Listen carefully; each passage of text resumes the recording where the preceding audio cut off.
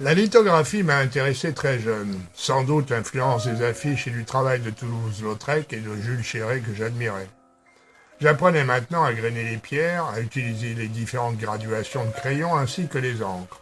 Je maniais la bête à cornes de temps à autre auprès de collègues qui voulaient bien prendre le temps de m'apprendre. Après avoir réalisé le dessin sur la pierre, il fallait le fixer avec une solution acidulée, puis rincer et humidifier l'ensemble en permanence. Apprendre à tourner le volant sans à-coups, sans donner de coup de râteau qui aurait risqué de marquer l'impression sur le papier et de tout gâcher.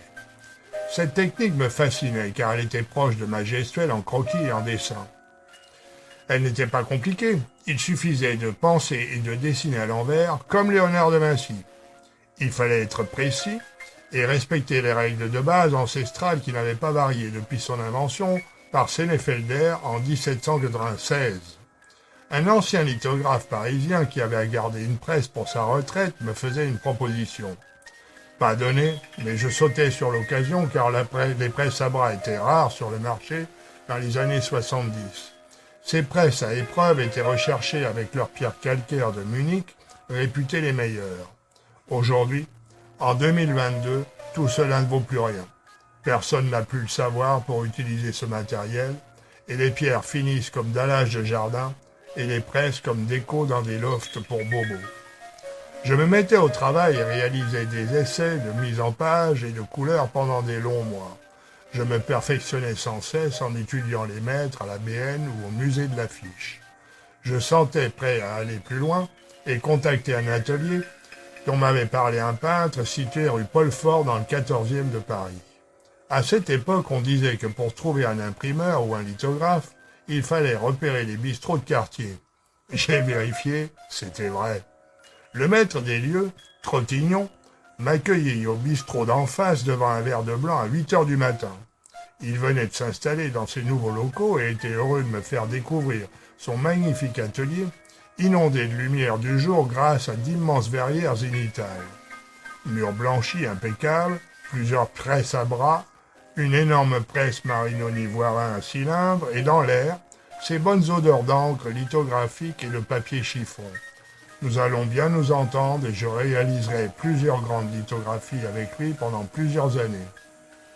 Nous passions des jours et des mois ensemble au travail, condamnés à résoudre les inévitables petits problèmes de calage, de réglage ou d'ancrage qui survenaient avec les ouvriers lithographes restés sur place pendant que nous étions au bistrot d'en face nous rincer la boîte à ragoût. Avec lui, l'apéro commençait vers 11 heures du matin. Ensuite, déjeuner sur place et digestif jusqu'à 15-16 heures. Les blagues et les histoires drôles de lithographes et de peintres se succédaient. Ambiance assurée. Il n'était pas rare de nous retrouver à une vingtaine autour du maître imprimeur plié en deux de rire. Il était toujours de bonne humeur. Il avait le verbe aussi haut que son verre. Ayant bourlingué, sa vie ressemblait à un roman. Et nous, on attendait la suite des prochains épisodes. Ce maître était réputé et connaissait toutes les ficelles du métier. Il n'était pas avare d'explications et répondait à toutes mes questions sans doute la raison pour laquelle je l'appréciais. Tu vois, petit gars, quand ça commence à coller comme ça, c'est trop chargé en encre, ou alors il fait trop chaud, ou alors les deux à la fois. Alors tu passes un grand coup de blanc sec sur ta pierre. Du blanc sec, hein?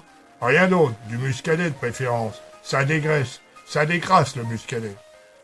Les artistes venaient à moitié pour réaliser des lithographies, moitié pour passer un bon moment avec lui.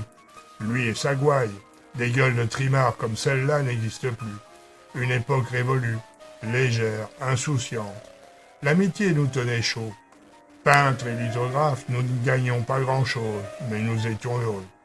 À force d'être plus souvent en face de l'atelier que sur ses presses, d'oublier de faire les factures ou de négliger de les payer, il a bien fallu se rendre à l'évidence. Un matin, j'ai trouvé un petit mot manuscrit, écrit sur du papier d'arche, punaisé sur la porte. Fermé, définitivement. J'ai traversé la rue, et je suis allé au bistrot d'en face boire un blanc sec. Mais le cœur n'y était plus. L'âme et l'esprit léger et improbable qui régnaient entre ces murs avaient disparu. Même les lithographies accrochées au mur, offertes au patron du bar par Trottignon, avaient perdu de leur superbe et étaient devenues ternes et tristes à pleurer. Sur la route de retour, la météo était mauvaise. Mes lunettes étaient embuées.